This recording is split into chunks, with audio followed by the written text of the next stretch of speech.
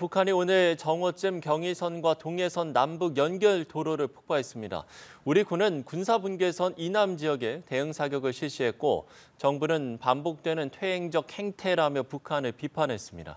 네, 북한의 의도는 무엇이고 또 어떻게 대응해야 할지 김대영 국가전략연구원 군사전문연구위원과 전화로 연결해 자세한 내용 알아보겠습니다. 김 위원님 안녕하십니까? 안녕하십니까? 예, 안녕하십니까? 예. 자, 먼저 의미를 좀 봐야 될 것 같은데요. 북한이 경의선과 동해선 남북 연결 도로를 폭파했다. 어떤 의미라고 보면 되겠습니까? 예, 김정은이 지난해부터 계속 이국가론을 들고 나왔고 이번에 경의선과 동해선 남북 연결 도로를 폭파했다는 것은 이 이국가론을 좀 더 강화했다라고 볼 수 있고요. 예, 예. 또 한 가지로는 죄송합니다. 별개의 사안일 수 있지만 지금 평양 무인기 사건과 관련돼서 어떻게 보면 이제 북한의 그런 흩어진 민심을 좀 도모하기 위해서 일종의 이벤트를 좀 벌인 것이 아닌가. 물론 이 남북 연결도로 폭파 같은 경우에는 이미 며칠 전부터 우리 군이 감시를 통해서 확인했고 이런 것들이 좀 종합적으로 이번 폭파의 원인이 된 것이 아닌가 좀 이렇게 생각이 됩니다. 네, 이제 북한은 끊어진 남북 연결도로에서 요새화 공사를 진행할 것으로 보입니다. 이제 그렇다면 지난해 철도에 이어서 남북 간의 육로는 완전히 끊긴 건가요? 뭐 사실상 그렇다고 할 수 있겠습니다. 지난해에는 이제 철도를 없애버렸고 오늘은 육로를 완전히 끊어버린 건데요. 사실 이게 어떻게 보면 선대라고 할 수 있는 김정일 때 남북 대화를 통해서 사실상 이런 것들이 다 하나 두 개씩 만들어졌는데 후대인 김정은이 이런 것들을 다 없앤다는 것은 어떻게 보면은 지금 한반도의 정세를 냉전 시절로 돌아가려고 하는 것이 아닌가라고 좀 생각이 됩니다. 예.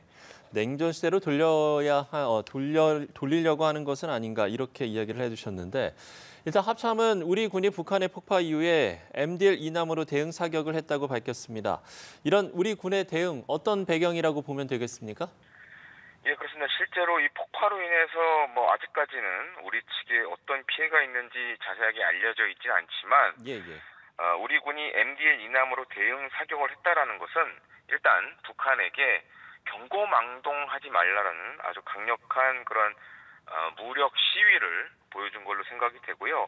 또한 뭐 북측으로 쏜 것이 아니기 때문에 우리 군의 자위권 차원의 어떻게 보면은 무력 시위라고 할 수 있겠습니다.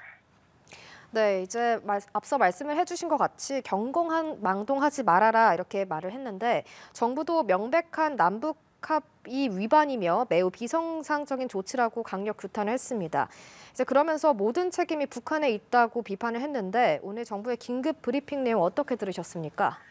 예, 그렇습니다. 사실 이 남북 간의 합의를 위반한 것을 넘어서 사실 이 어떻게 보면 이전에 남북 양국 정상이 합의한 내용들을 지금 하나 두 개씩 다 파괴하고 있거든요. 그리고 또 한 가지로는 우리 국민들 입장에서 보는 것도 중요하다고 생각합니다. 사실 이 남북 간의 이 뭐 철도라든가 도로 건설 이런데 사실 우리 세금이 많이 투입이 됐는데 이런 것들을 우리와 하나 상의 없이 그냥 일방적으로 파괴한다라는 것은 어떻게 보면 우리 국민의 선의를 저버리는 아주 악의적인 행동이라고 할 수 있고 또 한 가지로는 뭐 향후에 뭐 남북 관계가 개선이 됐을 때 그렇다면 과연 우리가 우리 예산 특히 이제 세금을 낸 납세자 입장에서 향후에 그럼 북한을 과연 우리 세금을 지원하면서 도와줄 필요가 있는가라는 그런 좀 의문들을 많이 갖게 되실 것 같아요. 그런 측면에서 향후 남북 관계에도 이건 전혀 좋은 것은 아니다 이렇게 판단을 하고 있습니다. 네, 말씀해주신 그 부분의 연장선상의 질문이 될 것 같은데 정부도 그렇기 때문에 1억 3,290만 불에 달하는 차관 방식의 자재 장비 제공을 통해서 건설된 것이다. 이렇게 강조를 했고 그렇기 때문에 우리 정부가 이후에 북한의 법적 책임을 물어야 하는 게 아니냐 이런 목소리도 나오고 있는 것 같거든요. 이 부분은 어떻게 보시는지요? 예, 그렇습니다. 뭐 정부의 당연한 발표라고 저는 생각이 됩니다. 그 1억 3,290만 불이라는 돈은 어떻게 보면 우리 국민의 세금이라고 할 수 있겠는데 만약 우리가 국내에서 이런 돈을 이렇게 폭파시키면서 썼다고 하면은 과연 국민 여론이 좋을까요? 좋지 않을 거라고 저는 생각이 되는데 사실 우리가 이러한 막대한 예산을 들여서 남북 관계를 개선하고 사업을 한 것은 사실 이제 우리 민족의 소원이라고 할 수 있는 통일을 위한 그런 사업 중에 하나라고 이렇게 보여지는데 향후 이런 것들이 우리가 향후에 북한을 지원하는 데 있어서 국민적 악감정을 갖게 하는 그런 부분이 아닐까 이렇게 좀 판단이 됩니다.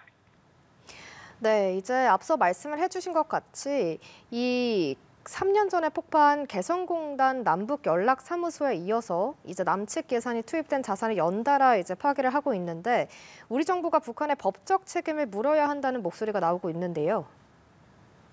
예, 그렇습니다. 뭐 당연히 해야 될 처사로 보여지고요. 이게 사실은 뭐 영토적으로는 북한은 우리 헌법상의 영토로 되어 있지만 또 국제법상으로 보면 다릅니다. 그렇기 때문에 뭐 국제 사법재판소라든지 이런 걸 통해서라도 우리가 청구권을 행사할 필요가 있다고 저는 생각이 됩니다. 예. 자, 어찌됐든 군사적 긴장감이 상당히 고조되고 있고 북한이 이제 앞으로 국지적 도발 등에 나설 수 있는 게 아니냐 이런 우려도 지금 제기되고 있는 상황입니다. 이 가능성은 어떻게 보시는지요?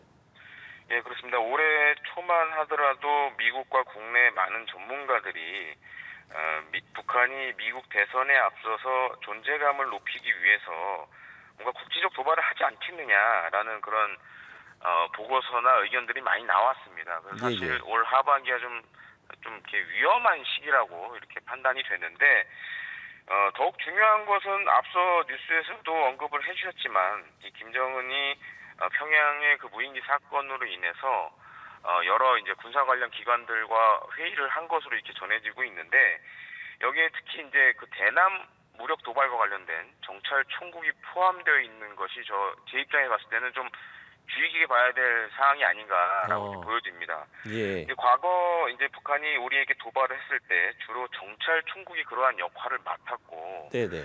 그렇기 때문에 우리가 인지하지 못하는 방식으로 뭔가 도발을 할 수도 있고, 또 한 가지로는 지금 평양이 이제 이 정체불명 무인기 때문에 지금 발칵 뒤집어지지 않았습니까? 이 책임을 사실 지금 우리에게 전가를 하고 있는데, 그렇죠. 비슷한 방식으로 북한도 또 한 번 이 서울 상공에 또 무인기를 보낼 수도 있고요.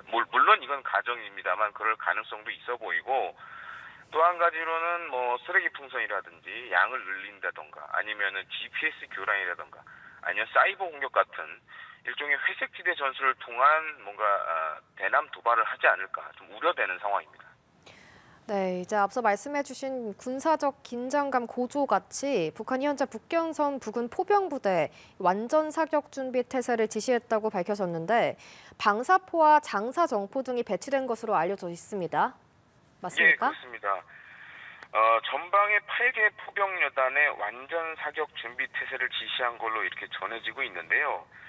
이 전방 8개 포병여단이라는 것은 뭐 동서를 가로질러 거의 군사분계선 전 구역에 있는 영향을 준다고 보시면 되겠습니다. 예. 또 한 가지로는 이 최전방 포병여단의 경우에는 이제 수도권을 겨냥한 이런 뭐 170mm 자주포라든지 240mm 방사포 또한 최근에 이제 북한이 실사격을 진행한 뭐 초대형 방사포 이런 다양한 무기 체계들을 갖고 서울과 수도권을 위협하고 있기 때문에 그런 점에서 북한의 이러한 군사 행동은 상당한 우려를 지금 자아내고 있다라고 좀 판단이 됩니다. 예. 자, 북한이 앞으로 이제 남북 육로를 차단한 이후에 유세화 공사를 진행할 것으로 보이는데 일단 어떤 구조물인지 구체적으로 밝히지는 않았습니다만 탈북하는 사례가 좀 느는 것을 방지하려는 의도가 있다 이런 분석도 나오거든요. 이 분석에 동의를 하시는지요? 예, 맞습니다. 최근에 군사분계선에서 북한 군인들이 탈북하는 사례가 늘어나고 있고 사실 지금 이 요새화 작업이라는 것은 어떻게 보면 탈북을 막는다는 그런 측면도 있어 보입니다. 또한 여기에 더해서 오늘 폭파된 지역에 예를 들어서 대전차 장애물, 전차가 기동하기 어렵게 만드는 장애물들을 설치할 수도 있고요. 또 한 가지로는 철조망 그리고 대인 지뢰 혹은 대전차 지뢰 같은 이러한 폭발물들도 추가적으로 매설할 가능성이 상당히 농후해 보입니다. 네, 이제 무인기 얘기를 조금 드려볼까 하는데 김여정 노동당 중앙위원회 부부장이 평양 무인기 사건의 주범이 한국군이라고 재차 주장을 했습니다. 이번에는 명백한 증거까지 확보를 했다고 하는데 맞습니까? 물론 이제 그 부분은 이제 북한이 공개를 해야 알 수 있는 부분이고요. 예, 예. 뭐 전형적인 북한의 대응 방식이라고 할 수 있겠습니다. 이제 책임을 우리에게 전가하고 또한 그것을 한국군이 하지 않았냐라는 식으로 이제 여론을 몰아가는 걸로 저는 생각이 되고요. 이를 예, 예. 통해서 사실 북한이 바라는 거는 남남 갈등을 유발하려는 그런 목적으로도 이렇게 보여지고 있습니다. 예.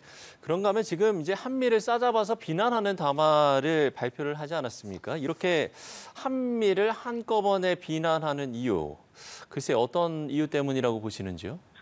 예, 사실 첫 번째로는 지금 정전 협정을 관리하는 것은 이제 유엔군 사령부에서 하고 있습니다. 예, 예. 근데 이제 북한 같은 경우에는 유엔군 사령부를 사실상 이제 미군으로 동일시하는 좀 이상한 좀 견해를 갖고 있거든요. 유엔군 사령부 같은 경우에는 과거 6.25 전쟁에 참전했던 유엔군 산하 나라들이 다 포함이 돼 있고요.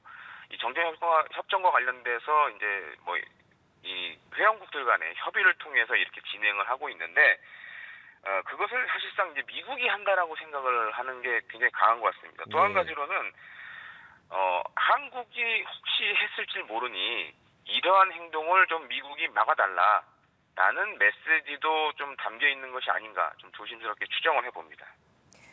네, 북한과 러시아가 노골적인 밀착 행보를 보였는데 남한 무인기가 평양 상공에 침입했다는 북한의 주장과 관련해서 러시아가 북한에 대한 주권 침해라며 우리 정부를 비판했어요. 예, 그렇습니다.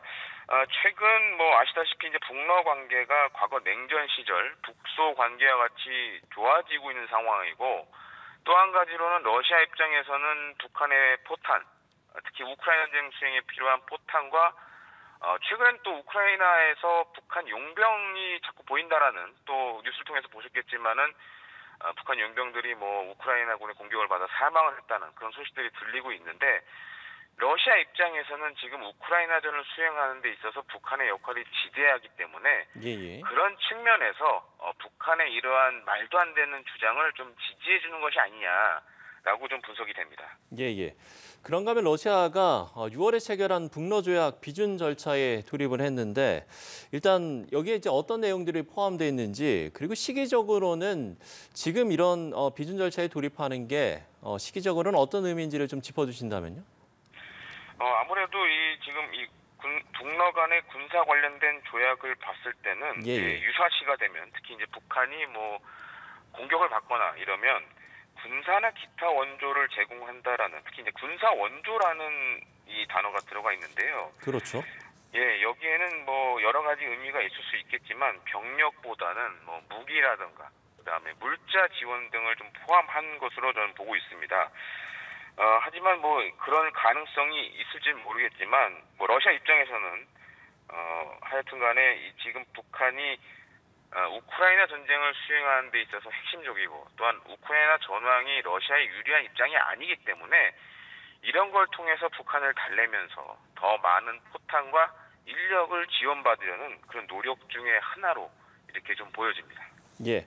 지금 이렇게 한반도 정세가 그야말로 강대강 대치가 좀 고조되고 있는 상황인데 앞으로 좀 이런 정세가 계속 되겠습니까? 어떻게 보세요? 예, 그렇습니다. 올 아마 미국 대선이 마무리될 때까지 이런 예, 예. 강대강 대치는 계속 이어질 것으로 보여지고요. 그렇기 때문에 사실 우리 정부 같은 경우에는 지금 이 북한과의 상황 관리가 그 어느 때보다 중요하다고 할 수 있겠습니다. 예, 예. 뭐 남북 모두 북한 같은 경우에도 지금 이 발표하는 성명들을 잘 보시면 자신들도 더 이상 상황이 악화되는 걸 원치는 않다라는 그런 메시지를 조금씩 담고 있거든요. 예. 그렇기 때문에 우리 정부 입장에서는 그러한 점도 고려해서 물론 이제 북한이 억지 주장을 하는 부분에 있어서는 강력하게 우리도 대응을 해야 되지만 예. 그렇다고 해서 불필요하게 북한을 자극할 필요도 없다고 이렇게 보여집니다. 그래서 예. 가장 중요한 것은 한반도의 안정적 상황 관리를 중심으로 외교라든지 국방이라든지 이런 부분에서 지금보다 더 많은 노력을 기울여야 될 것으로 판단이 됩니다. 예, 알겠습니다. 상황 관리가 무엇보다 중요하다 이렇게 이야기를 해주셨습니다. 지금까지 김대영 국가전략연구원 군사전문연구위원과 이야기 나눠봤습니다. 오늘 말씀 고맙습니다. 예, 감사합니다.